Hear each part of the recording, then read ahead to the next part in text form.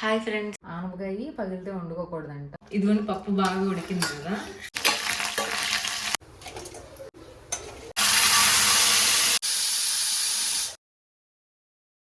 సకల కోరికలు తీర్చున్నది శ్రీమద్ కేదార వ్రతము, వ్రతంలోకెల్లా ఉత్తమమైన ఈ వ్రతం ఆచరించము అని ఉపదేశించాను. Hi friends, welcome to my channel Godavari life. అందరికీ ముందుగా కార్తీక పౌర్ణమి శుభాకాంక్షలు. ఈరోజు మాకు నోములు అయితే ఉన్నాయన్నమాట. కేదారేశ్వర స్వామి నోములు అంటారు కదా. కొంతమందికి బూరెల నోములు, కొంతమందికి అరిసెల నోములు ఉంటాయి. మాకేమో బూరెల నోములు. నేను ఏమేమి చేస్తున్నానో ఈరోజు చూపించబోతున్నాను, చూద్దాం రండి. ఇదిగోండి, నేను చెప్పాను కదా నోములు అని చెప్పి. సో బూరెల కోసం ముందుగానే నానబెట్టి కడిగేసుకున్నాం అనమాట మినపప్పు. ఇదేమో కందిపప్పు సాంబార్ చేయడానికి, ఇదేమో బూరెల కోసమే బియ్యం కడిగి పెట్టుకున్నాము. ఇదేమో ఈరోజు చింతపండు పులిహోర చేస్తున్నాము, అందుకే చింతపండు కూడా కడిగి పెట్టుకున్నాము. ఇది వచ్చి కందిపప్పు నానబెట్టుకున్నాం అనమాట. సగం ముద్దపప్పు తీసి పెడతాను, మిగిలిన సగమేమో సాంబార్లో వేస్తాను. ఇవి కూడా మంచినీళ్ళే. సో మొత్తం కలిపి సాంబార్ కోసం పప్పు అయితే పెట్టేశాను కదా పొయ్యి మీద. ఇప్పుడు దానికోసం వెజిటేబుల్స్ అయితే కోస్తున్నాను సాంబార్లో వేయడం కోసం. వెజిటేబుల్స్ అందరికీ తెలిసింది కదా, ఎవరికి నచ్చినవి వాళ్ళు వేసుకోవచ్చు. మా ఇంట్లో క్యారెట్, అలాగే టమాటాలు, పచ్చిమిర్చి, బెండకాయ అన్నీ ఉన్నాయి, అవి కూడా కోసుకున్నాను. వాటితో పాటు ఆనపకాయ ముక్కలు, దోసకాయ ముక్కలు కూడా అన్నీ వేసుకున్నాను. ఆనపకాయ పగిలితే వండుకోకూడదంట, అలాగే గుమ్మడికాయ వచ్చి పగలు కొట్టకుండా వండుకోకూడదంట. ఈ విషయం మీలో ఎంతమంది తెలుసో కమెంట్ చేయండి. ఇది చాలా లేతకాయ అన్నమాట. నేను దీన్ని ఏమి చెక్కడం లాంటిది ఏం చేయట్లేదు.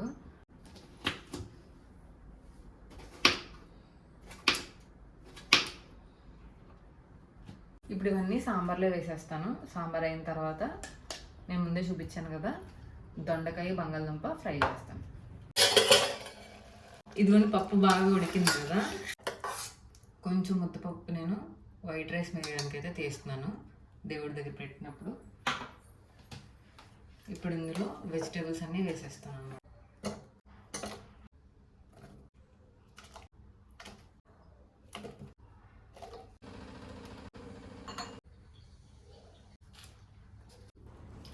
ఇప్పుడు మంచినీళ్ళు పోసుకొని ఉప్పు, కారం, పసుపు అయితే వేస్తాను కదా. వేసిన తర్వాత మగ్గించేస్తాను. ఇది బాగా మగ్గిన తర్వాత మనకు తగినంత బెల్లం, అలాగే కొత్తిమీర కూడా వేసుకొని దించేస్తాను.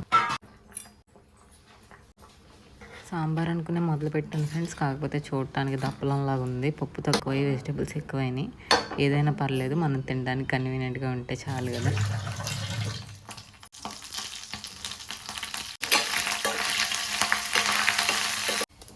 ఇది సాంబార్లో పోపు పెట్టాను కదా. సాంబార్లో ఉప్పు కారాలు అయితే నేనేం చూడలేదు. ఇంకా పోపు పెట్టేసిన తర్వాత ఇది ఇంకా పక్కకు పెట్టేస్తాను, అంతే. ఇంక ఇది ఎలా ఉందో సాయంత్రం వ్రతం అయిన తర్వాత టేస్ట్ చూడండి.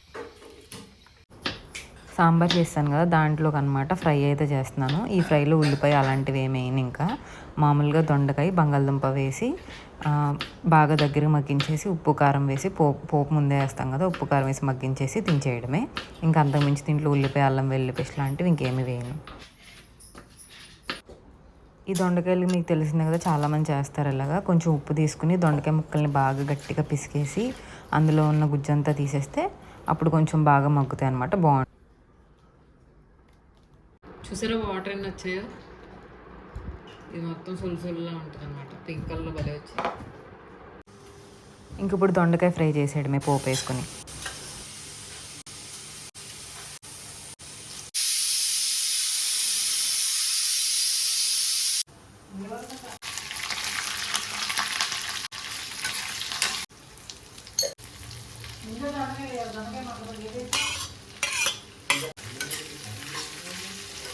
ఫస్ట్ దొండకాయలు వేసుకుని తర్వాత బంగాళదుంప వేయాలి. నేను రివర్స్లో వేసాను, కానీ పర్లేదు, మనం ఎలాగో గుజ్జు తీసేసాం కాబట్టి త్వరగానే మగ్గిపోయింది. మమ్మీ ఇందాక అదే చెప్తుంది అనమాట. ఇది కూడా మగ్గిపోయింది, తీసి పక్కన పెట్టేయాలి. సాంబారు, దొండకాయ ఫ్రై అయిపోయాయి కదా. ఇప్పుడు బియ్యం అయితే పెడుతున్నాను, రైస్ పులిహోర కోసం. చింతపండు కూడా నానబెట్టి ఉంచాను, అది కూడా రసం. చూసాను బాగా మెత్తగా అయితే అయింది. చాలా ఈజీగా వచ్చేస్తుంది మన చేతితో. బాగా పిండి గుజ్జు తీసేసి స్ట్రైనర్లో వేసేసుకోవడమే. ఇదిగోండి ఎంత అయితే వచ్చింది. ఇంకా మొత్తం స్క్వీజ్ చేసేసాను, ఏం లేదు. ఇప్పుడు ఈ చింతపండు గుజ్జును కూడా నూనె వేసుకుని ఉప్పు పసుపు వేసి బాగా మగ్గించాలి అది దగ్గరికి వచ్చేవారు.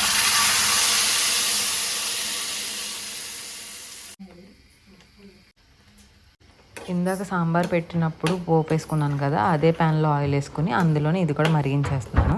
ఇది బాగా దగ్గరికి వచ్చేసిన తర్వాత వేరే కడాయిలో పోపు పెట్టుకుని రైస్ వేసేసి, ఈ లోపల రైస్ కూడా ఉడుకుతుంది కదా, ఆ రైస్లో మొత్తం అన్నీ కలిపేసుకోవడమే. ఇక్కడ మీరు చూస్తున్నారు కదా, నేను చన్నాదాలు, ఉర్దాలు, కొంచెం పచ్చిమిర్చి, అలాగే ఆవాలు వేసుకున్నాను ఫస్ట్. కొంచెం ఫ్రై అయిన తర్వాత ఎండుమిర్చి, జీడిపప్పులు, అలాగే కరివేపాకు వేసుకుంటున్నాను. ఎందుకంటే ఇవి కొంచెం ఫాస్ట్గా వేగిపోతాయి కదా, అందుకు గ్యాప్ ఇచ్చి ఫస్ట్ అవి కొంచెం వేగిన తర్వాత ఇవి వేసుకుంటాను. రైస్ కూడా ఉడికిపోయింది. ఇది బాగా వేగిన తర్వాత రైస్ కూడా తీసి ఇందులో కలిపేయడం. రైస్ అయితే చాలా పర్ఫెక్ట్గా కుక్ అయింది. మెత్తగానూ అవ్వలేదు, అలానే గట్టిగా కూడా అవ్వలేదు. ఎందుకంటే పులిహోరకి మెత్తగా ఉండాలి. మరీ గట్టిగా అయిపోయినా కూడా కలిపినప్పుడు తింటే అంత బాగోదు. ఎందుకంటే పులుపు వేస్తాం కదా, మళ్ళీ గట్టి పడిపోయినట్టు ఉంటుంది. నేను ఇప్పుడు అదే అంటున్నాను అనమాట. చక్కగా ఏదో బాస్మతి రైస్ లాగా వచ్చిందని లాంగ్ గ్రెయిన్స్లో అయితే వచ్చింది. రైస్ వేసేసిన తర్వాత మనం ఇందాక వేయించుకున్న పోపులో చింతపండు పులుసు కూడా వేసి బాగా కలిపాను. చాలా బాగా వచ్చింది చింతపండు పులిహోర కూడా. ఇది కూడా ఇంకా టేస్ట్ చేయడం ఏమీ లేదు. ఇది కూడా ఇంకా సాయంత్రం వ్రతం అయిన తర్వాత టేస్ట్ చేయడమే. ఇప్పుడు జస్ట్ కలిపేసి పక్కన అయితే పెట్టేసుకుంటున్నాను అంతే. ఇందాక చూపించాను కదా, బూరెల కోసం పచ్చిశనగపప్పు నానబెట్టి ఉంచాను. కుక్కర్లో ముందే కడిగి నానబెట్టుకున్న పచ్చిశనగపప్పు అయితే పెట్టేశాము.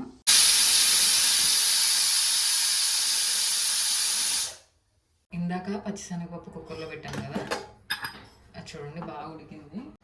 ఇప్పుడు ఇందులో బెల్లం వేస్తే తర్వాత పూర్ణాలు చుట్టుకోవడానికి ఈజీగా ఉంటుంది. బెల్లం వేసేస్తాను. చూడండి ఎంత బాగా ఉడికింది. ఇది కూడా దీని గ్లాస్ అయితే పడుతుంది.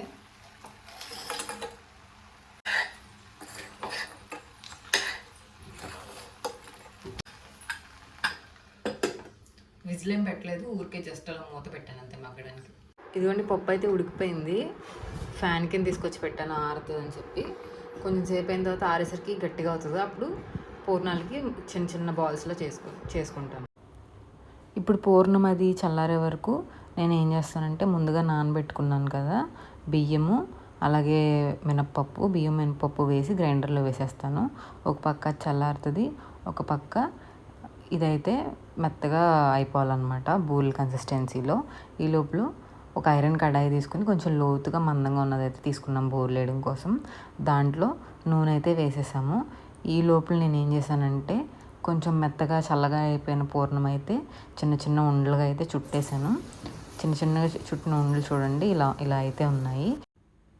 నూనె కూడా చక్కగా బాగా వేడెక్కింది. వేడెక్కిన నూనెలో ఇంకా బూరెలు అయితే వేసాము. నేను కొంచెం వాటర్ ఎక్కువ వేసేసినట్టున్నాను గ్రైండర్లో వేసినప్పుడు, అందుకే కొంచెం జారుగా అయితే వచ్చింది పిండి. నేను 1-2 వేయడానికి ట్రై చేశాను, కానీ పిండి జారుగా ఉండటం వల్ల వేయలేకపోయాను. ఇంకా మిగిలినంత మా మమ్మీ అయితే వేసేసింది. బూరెలు ఇలా బాగా ఫ్రై అయిన తర్వాత అన్నీ తీసేసుకోవడమే. చిన్న చిన్నగా వచ్చాయి, చెప్పాను కదా పిండి కన్సిస్టెన్సీ కొంచెం జారుగా ఉండటం వల్ల కొంచెం చిన్న చిన్నగా అయితే వచ్చాయి పూర్ణాలు. చాలా బాగా వచ్చాయి. ఇంకా పూర్ణాలు అయిపోయిన తర్వాత నెక్స్ట్ ఏంటంటే పరమాన్నం చేయడం కోసం ఫస్ట్ కొంచెం బియ్యాన్ని అయితే నానబెట్టుకున్నాను. ఆ తర్వాత ఒక గిన్నె తీసుకుని, ఇది కూడా కొంచెం మందంగా ఉండాలి, ఎందుకంటే పరమాన్నం చేసినప్పుడు కింద అడుగంటకుండా ఉంటుంది అన్నం కదా. ఆవు పాలు సగం, నార్మల్ గేదె పాలు సగం అయితే వేసుకున్నాను.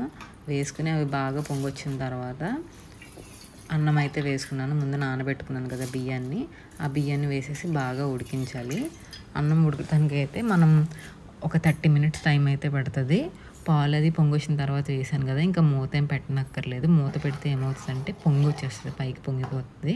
సో ఇలా కలిపేసుకుని మూత ఏం పెట్టకుండా మామూలుగా పెట్టేసిన తర్వాత నేను మళ్ళీ చెక్ చేసుకున్నాను అనమాట. చూడండి ఇలా అయితే బాగా ఉడికింది. ఇలా బాగా ఉడికిన తర్వాత ఇంకొంచెం సేపు మూత అయితే పెట్టుకోవాలి. అన్నం కన్సిస్టెన్సీలో రావాలన్నమాట బియ్యము. ఇప్పుడు బియ్యం అన్నం కన్సిస్టెన్సీలో వచ్చిన తర్వాత 1 కప్పు బెల్లం అయితే చిన్న చిన్న ముక్కలుగా చేసి వేసుకున్నాను. ఇంకా వేసిన తర్వాత పొయ్యి మీద నుంచి పక్కన పెట్టేయడమే, మూత పెట్టేసి అది మగ్గిపోతుంది. దాన్ని గట్టి పెట్టి తిప్పాల్సిన అవసరం అయితే లేదు. ఒక ప్యాన్లో నెయ్యి తీసుకుని జీడిపప్పులు, బాదం పప్పులు అయితే వేసుకున్నాను. జీడిపప్పులు, బాదం పప్పులు ఏంటంటే దగ్గర ఉంచుకునే వేయించుకోవాలి, లేదంటే చాలా త్వరగా మాడిపోతాయి. అందులోనూ నెయ్యి వేస్తాం కదా, ఇంకా స్పీడ్గా మాడిపోతాయి. డ్రై ఫ్రూట్స్ ఏమైనా వేసుకోవచ్చు, కిస్మిస్ లేవు కాబట్టి నేను వేసుకోలేదు. ఇంకా పరమాన్నంలో నేను డ్రై ఫ్రూట్స్ కూడా కలిపి వేసేసుకున్నాను అనమాట. అంతే, ఈ రోజుకి ఐటమ్స్ అన్నీ అయిపోయాయి. ఏమేం చేశానో చూపిస్తాను ఇప్పుడు. ఇవిగోండి బూర్లు, మాది బూర్ల నోములు కదా, ఇదే హైలైట్ అనమాట ఈరోజు కేదారేశ్వర స్వామి వ్రతానికి. ఆ తర్వాత చింతపండు పులిహోర చూడటానికి అయితే చాలా చాలా బాగుంది. ఆ తర్వాత నేను ఫస్ట్ ఈరోజు చేసిన వంటకం ఏంటంటే సాంబారు. అది కూడా మొత్తం పప్పు అంతా కిందకెళ్ళి బాగా వచ్చింది. నెక్స్ట్ దొండకాయ బంగాళదుంప ఫ్రై, ఇది సాంబార్లోకి నంచుకోవడానికి. ఈ పక్కన ఉన్నవి ఏంటంటే ముందే దేవుడికి పెట్టడం కోసం పక్కన పెట్టి ఉంచాను. ఇది వైట్ రైస్. ఇంకోటి మర్చిపోయారు ఏంటంటే పరమాన్నం. అంతే, ఇంకా పూజ అయితే స్టార్ట్ అయింది. అప్పుడు పార్వతీదేవి పరమేశ్వరునితో, ఓ స్వామి, ఈ భృంగీడు నన్ను విడిచి మీకు మాత్రమే ప్రదర్శన చేయడం కారణమేమి చెప్పమని కోరు. అప్పుడు ఆ మహర్షి ఆలోచించి, తల్లి, సకల కోరికలు తీర్చున్నది శ్రీమద్ కేదార వ్రతము, వ్రతంలోకెల్లా ఉత్తమమైన ఈ వ్రతము ఆచరించము అని ఉపదేశించాను. అంతటా ఆ దేవి ఆ వ్రత విధానం చెప్పమని వేడాను. అంతటా ఆ మహర్షి ఇట్లా చెప్పదోడైనాను. అమ్మా, భాద్రపద శుక్లాష్టమి నాడు నిర్మలమైన మనసుతో 21 దారపు పోచలతో 21 ముడులను వేసి శివుని ధ్యానిస్తూ పూజ చేసి ఆ రక్షను ధరించవలేను. ఈ వ్రతం ఆచరించే రోజున ఉపవాసం ఉండి మరుసటి రోజు బ్రాహ్మణులకు భోజనం పెట్టవలేను. ఆ రోజు మొదలు అమావాస్య వరకు ఈ వ్రతం ఆచరించు శ్రీ కేదారేశ్వరుని పూజించవలేను. ఆ వ్రతం భక్తిశ్రద్ధలతో ఆచరించగా ఆ పరమశివుడి ప్రీతి నుండి ఆ కన్యలకు ఆయురారోగ్యశ్వరమును సౌందర్యమును ప్రసాదించి అంతర్ధానమయ్యాను. ఆ తర్వాత ఈ వ్రతమహత్యం వలన ఉజ్జయిని పట్నం నేర్చున్న మహారాజు పుణ్యవతైన కన్యను, భాగ్యవతైన కన్యను చోళభూపాలుడు వివాహమాడేది. ఆ వైశ్యుడు సామ్రాజ్య సంపదలను పుత్రులను పొంది సుఖముగా ఉండను. ఇంట్లో పూజ అయితే కంప్లీట్ అయింది. ఈ సంవత్సరం కేదారేశ్వర స్వామి వ్రతం అయితే చాలా బాగా అయింది. ఇంట్లో దీపం అది వెలిగించుకున్న తర్వాత తులసమ్మ దగ్గర 365 ఒత్తులు అయితే వెలిగిస్తాం కదా ఈరోజు. అవి వెలిగించేసాము నేను, మా అన్నయ్య. మా మమ్మీ డాడీ మాత్రం శివాలయానికి వెళ్ళి వెలిగించి వచ్చారు. నేను మా అన్నయ్య అయితే ఈ సంవత్సరం ఇంట్లోనే వెలిగించేసుకున్నాము. ఇది అయిపోయిన తర్వాత చంద్రుడికి పూజ చేస్తామన్నమాట. ఖచ్చితంగా చందమామను చూసిన తర్వాతే ఉపవాసం అవగొట్టాలి, ఇంకా ఆ తర్వాతే తినాలి. చంద్రుడు అయితే చాలా బాగా అనిపించాడు ఈ సంవత్సరం. డబ్బా పైన అయితే పూజ చేసాము. మా లక్కీగా చాలా గట్టిగా అరుచుకుంటే ఎంజాయ్ చేశాడు అరుస్తూ. నేనైతే ఈ వీడియో మీకు నచ్చిందని అనుకుంటున్నాను. ఈ వీడియో నచ్చితే కనుక ఖచ్చితంగా నా ఛానల్ సబ్స్క్రైబ్ చేసుకోండి. మరిన్ని వీడియోస్ కోసం బెల్ ఐకాన్ అయితే క్లిక్ చేయండి, లైక్ చేసి షేర్ చేయండి.